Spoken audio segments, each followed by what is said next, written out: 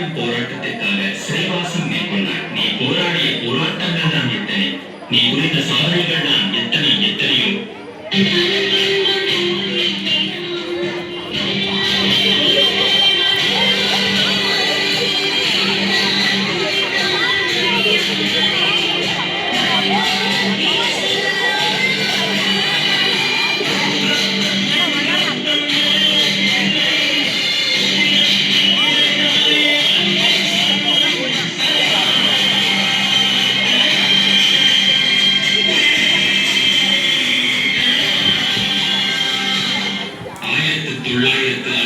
தமிழக முதல்வராக பணியேற்றுக் கொண்டது.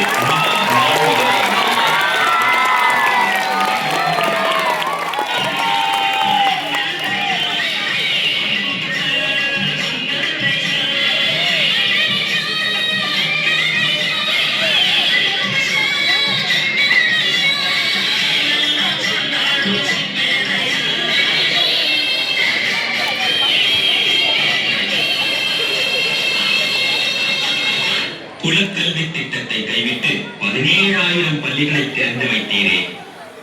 ஏழை குழந்தைகளுக்கு மதிய உணவு திட்டத்தை தொடங்கி பயிர் மற்றும் அறிவு பசியை ஒரு சேர அமர்த்திய தாயல்லவா நீ.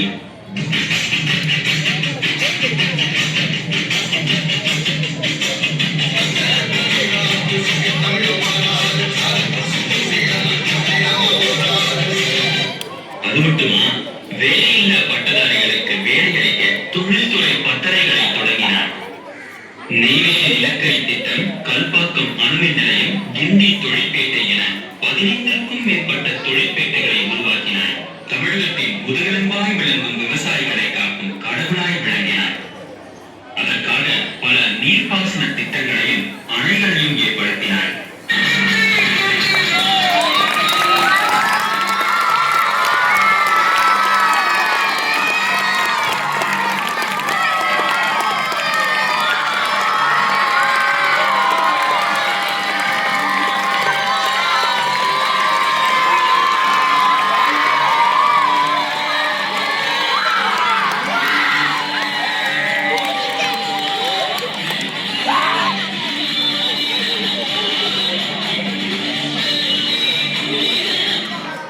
மேட்டூர் கால்வாய் திட்டம், பவானிசாகர் திட்டம் போன்ற 18 திட்டங்களை ஏற்படுத்தி பல தடைகளை கடந்து செழிப்பான தமிழகத்தை உருவாக்கினாய்.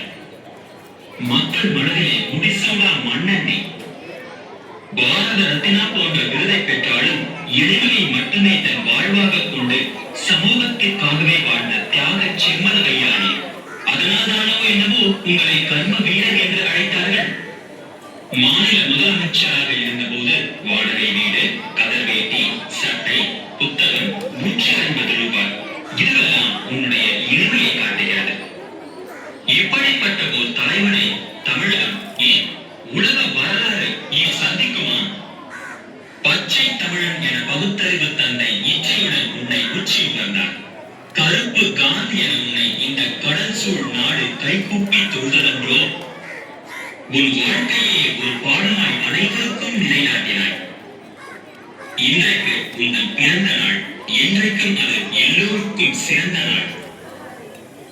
ஐயா, உங்களுக்கான மரியாதையை எங்களது நடன